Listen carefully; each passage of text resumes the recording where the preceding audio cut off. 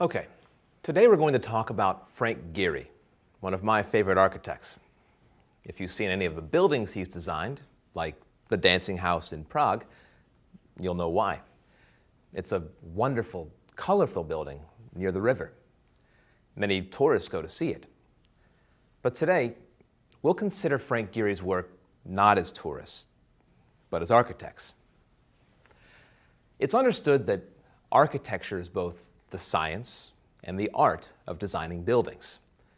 We use science to make sure that the building is strong, and we use art because we want the building to be beautiful. In other words, we think about the aesthetics or artistic value of the building. Now here I want to mention Vitruvius, the Roman architect who lived in the 1st century BCE. He said that a building must have three fundamental characteristics. 1, meet its intended use. 2, be sound, which means strong. And 3, be beautiful. He wrote these ideas 2,000 years ago, and they're still the foundation of architecture today. Let's go over these three characteristics in depth. First, a building must meet its intended use. Architects would think about the reason a building is being built as they design it. For example, the intended use for a school is a place to learn, right? Here, architects must ask themselves, what type of design is best for both students and teachers? Second, a building must be structurally sound. What do I mean by this? I mean the design must follow these basic principles. Is it safe? Will it last a long time? Will it protect people from bad weather? Architects agree that a building must be able to do all of these things. Third, a building must be beautiful. Now, aesthetics is a harder principle to agree on, and buildings last a long time if they're built properly. And so something built 50 years ago may not be considered beautiful now. Styles in architecture change, like with clothes or cars. All right, to highlight what I've said thus far, in addition to meeting the intended use, a building's design must also be structurally sound and aesthetically pleasing to people. Is everyone clear on this? Now I'd like to shift to talking about Frank Gehry's work and how he applied these three characteristics of architecture.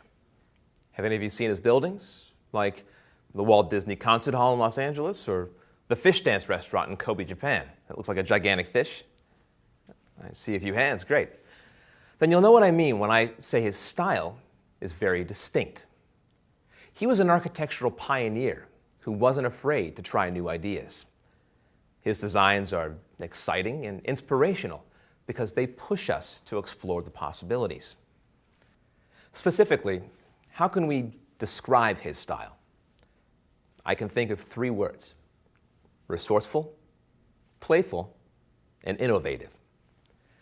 It's resourceful because of the building materials. It's playful because of the bright colors and fun designs, like his store in Venice, California with giant binoculars at the entrance. And it's innovative because he said goodbye to traditional architecture and experimented with new ideas.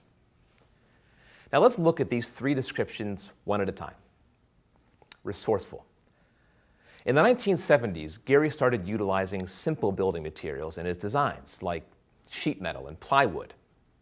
In fact, he's famous for using chain link fence, the kind of fence you see around construction sites to keep people out. I'm sure you've all seen it around a building being built. Since he knew the fencing would always be there, he decided to use it in his designs. For example, he designed a mall in California with a huge wall, 6 stories high, covered in chain link fence. He went on to use other materials, of course, but he started there. Playful. His designs use bright, bold colors like yellow, orange, blue, and gold. Examples include the EMP Museum in Seattle and the DG Bank building in Germany. And finally, innovative. Many of his buildings don't have straight walls. He uses irregular angles and shapes. A great example of this is the Vitra Design Museum in Germany. That's V-I-T-R-A.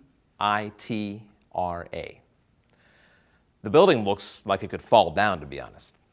But of course it won't, because Gehry designed it to be structurally sound. So how did Gehry develop his dynamic style?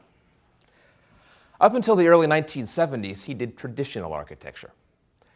However, he didn't feel it allowed him to be creative enough. He began experimenting with his design ideas by working on houses, including his own house in Santa Monica, California, which he worked on from 1977 to 1978. Many neighbors didn't like the design of his house, but Gehry did. Now we ask, why did he develop this distinct style? He once said that he thinks like an artist. For him, a building is like a big sculpture or a big work of art. He pushes the limits of what is structurally possible from an engineering standpoint in order to create beautiful buildings. But I want to stress, he's also said that he always keeps in mind that a building is a sculpture that people interact with. If the building doesn't please them as a work of art and meet the intended use, he's failed in his objective. In closing, I want to say that Frank Gehry is a noteworthy architect because his work challenges me and other architects to consider how to use simple materials while designing strong, beautiful, and purposeful structures. Now go build something.